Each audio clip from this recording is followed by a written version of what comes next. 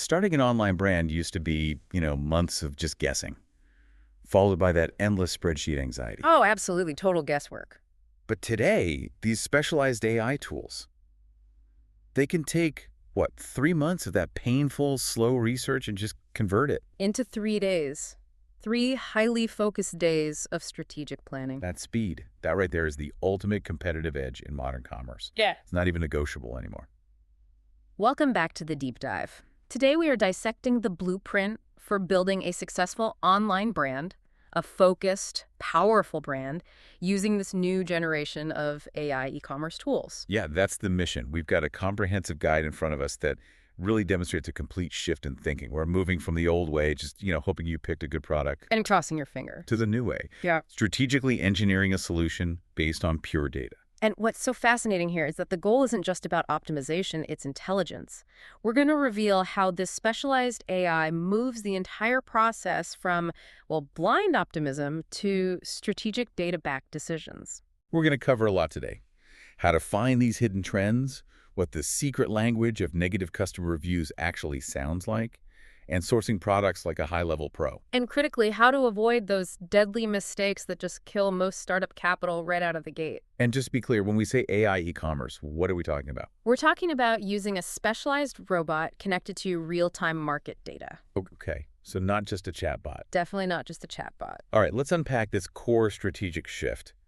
The source material really emphasizes moving away from selling what you think is cool Right. and immediately focusing on finding these market gaps. Exactly. And this is why it has to be specialized AI. It's fundamentally different from a general model like, say, ChatGPT, which is trained on broad, often outdated, public data. This kind of tool connects directly to global transaction databases, like Alibaba. So it's not just scraping the web. It's seeing the actual buying trends, Yeah. the factory reliability scores, the deep structure of product reviews. In real time. Precisely. It's like having a hyper-efficient business partner who has read every single bad review and watched every global transaction in the last, 72 hours. Wow. The whole goal is just finding those gaps where customers are actively spending money, but they're unhappy. And that instantly moves you past selling a broad category, like camping lights. Yeah. The AI's real power is finding that micro-niche. You aren't competing for lights. You're focused on something like the portable camping lantern with built-in solar panels and mosquito repellent features. The strategic value there is immense because you find what they call a blue ocean. You just don't need to fight against those giants with the million-dollar ad budgets for general terms. Because you're operating where the big brands aren't even paying attention. Exactly. And that links directly to understanding buying intent. Yeah.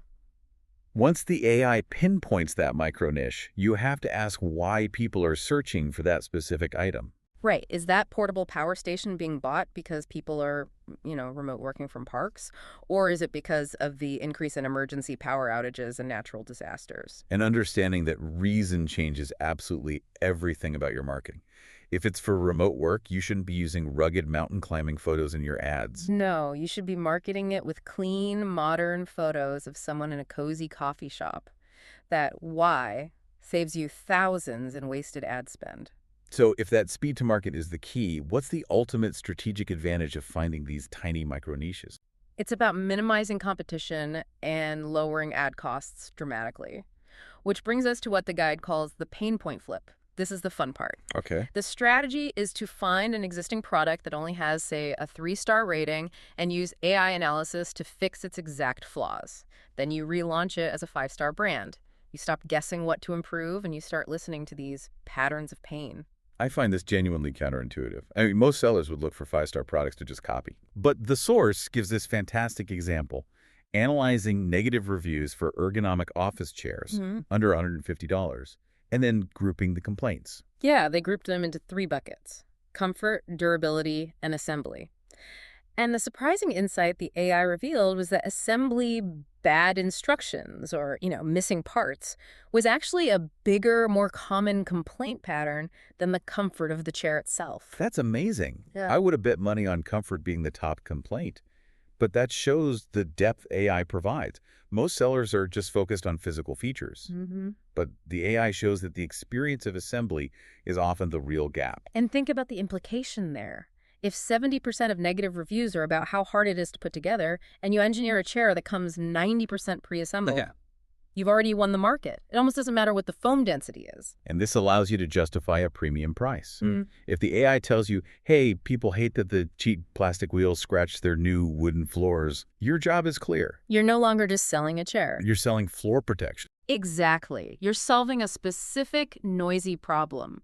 A customer who just spent $5,000 on hardwood flooring will happily pay an extra $30 for soft rubber wheels that promise not to ruin them. Solving a specific problem justifies that higher price point. So how can this granular review analysis turn a simple product into a high-profit premium item? Solving a specific noisy problem justifies a higher price point. Simple as that. Okay, now we move past just keyword searching and technical review analysis into what the guide calls agent tasks. This is about going beyond the surface to uncover these genuine, untapped customer wishes. This is where the AI truly starts to, think like a human researcher. An agent task involves the AI browsing specialized forums, Reddit, Quora-focused hobbyist groups to see what people are actually talking about. When they think no one is listening. Right. And the prompt strategy here is just brilliant. Scour, say, our parenting threads for sentences that start with the phrase, I wish there was AA, to find genuinely missing baby travel gear. See, Google shows you what people are selling. Agent tasks show you what people are wishing for. That's the difference between iterating on old ideas and creating true innovation. Yeah. The source mentioned the AI discovering widespread frustration among left-handed users with just standard kitchen can openers. I mean, that's a perfect low-competition, high-demand niche. Whoa.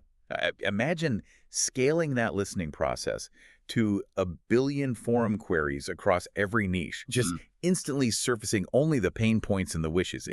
It's truly transformative for product discovery. So if Google shows us what's currently selling, what unique actionable insights do these wishes provide that existing data just misses? Wishes reveal true market needs that current sellers are simply failing to address. All right, let's shift to the operational side. Sourcing. AI entirely shifts the power balance here from the factory to you, the buyer. It ensures you only deal with serious, high-quality manufacturing partners. And this guide lays out a really strict filtering process. It's designed to eliminate trading companies, the middlemen, right away. You're looking for suppliers with a minimum of 5 years on the platform, full trade assurance, verified supplier status. Specific quality certifications like ISO 9001 and confirmed OEM services. Right. That filters the bad options instantly. You don't want 1,000 bad choices. You want the 10 best choices. It saves you from that crippling analysis paralysis and just weeks of wasted communication. And once you find that supplier, you have to speak their language. The AI helps you avoid being labeled a newbie tourist. Yeah, exactly. It generates these highly technical questions. For example, asking about the difference between thermal fusion versus chemical adhesives for double-layer bonding in a laptop bag. When you ask a manufacturer about custom tooling or a specific Pantone color code, they immediately see you as a serious partner. It's high-level professional outreach. The AI drafts emails with that industry structure, including requests for detailed quotation sheets and product compliance documents like CE or FCC. And that authority, I imagine, scares off the low-quality factories that don't have the certifications for global markets. It does. You skip the small talk and move straight to the serious conversations. And this is where AI truly becomes your chief financial officer. Okay. Because once you get 5 quotes back, you're looking at a confusing mess of different prices and shipping terms, EXW, FOB, DDP. It's almost impossible for a beginner to compare that accurately. Wait, before we move on, what does DDP practically mean for my profit sheet? I see those acronyms constantly. DDP stands for Delivered Duty Paid. And practically, it means the supplier is responsible for absolutely everything, shipping, tariffs, taxes, until the goods physically hit your warehouse. It saves you from those surprise customs bills that just wipe out your profit margin later on. Got it. So the AI calculates the true cost for each quote, factoring in all of that, shipping, risk, lead time based on those terms. So between quality assurance and pricing, what is the most critical calculation a beginner must get right? The true cost calculation is everything. It determines the actual path to profit. So the engineered product is identified, the supplier is locked, the final strategic step is branding. And we're moving beyond just picking your favorite colors to using data-driven branding based on a established color psychology. That's right. If your target is, say, Gen Z professionals, instead of picking bright, salesy colors, the AI might suggest a minimalist, calmer palette that conveys authenticity and trust. And that data-driven visual approach makes the store feel expensive and credible right away. Yeah. The AI also defines the brand voice. Is it sarcastic, inspirational, highly educational, and provides example greetings for customer service? It just creates an authentic vibe instantly across all platforms. Which leads directly to high-converting product descriptions through what the guide calls sensory marketing. Since a customer can't touch your product online, the language has to be so descriptive that it creates a mental image of the product in their mind. Right, like the eco-friendly pen example.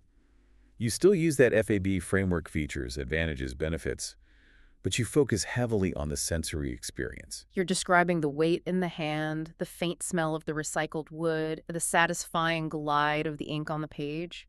You're selling the transformation, not just a list of features. So how does using AI for that brand voice create a competitive advantage over competitors who are just using generic marketing copy? It creates immediate authenticity, making the store feel more expensive and trustworthy. Okay, now for the traps. AI provides incredible speed and intelligence, but haste is still a deadly poison.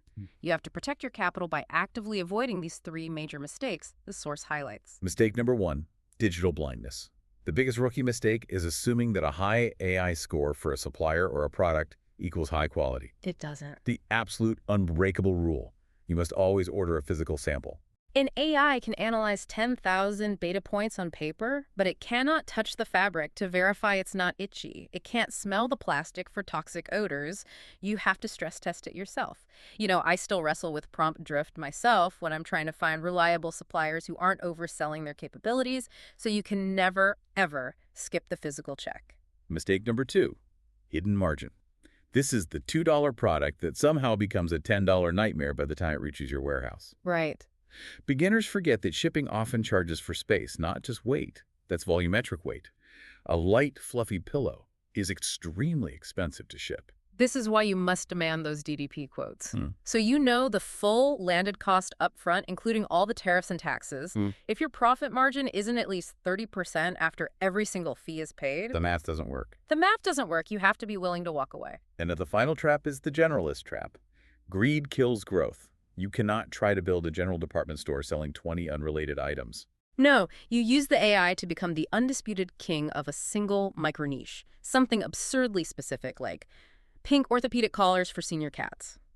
This laser focus lowers your ad cost dramatically, it increases your conversion rates, and it establishes you as the expert in the customer's mind. Which allows you to charge that premium. Focus creates wealth. So if AI does all this heavy lifting and provides such high-level data analysis, why is the physical sample still the single most important step in the entire process? AI verifies data, but only physical testing verifies premium quality and customer experience. So what does this all mean for you, the listener? Well, AI e-commerce is the ultimate shortcut. It replaces months of painful guesswork and random spreadsheets with real-time data and strategic intent. It allows small, focused brands to win by identifying and solving problems the big players are simply too slow or, frankly, too arrogant to notice. And success in this new environment is no longer about being some kind of coding genius or a marketing prodigy. It's about knowing how to ask the right, highly specific questions to the AI. The process is structured. Discovery, engineering the improved V2 product, professional sourcing, and then strategic market entry. The only thing left to do is to start asking those questions. So think about this. What is the single biggest, I wish there was a complaint you have heard recently, maybe from a friend or a colleague, that AI could immediately turn into your next $1 million idea? Something for you to mull over. We'll be mulling over that one. Thank you for joining us for the deep dive. Until next time.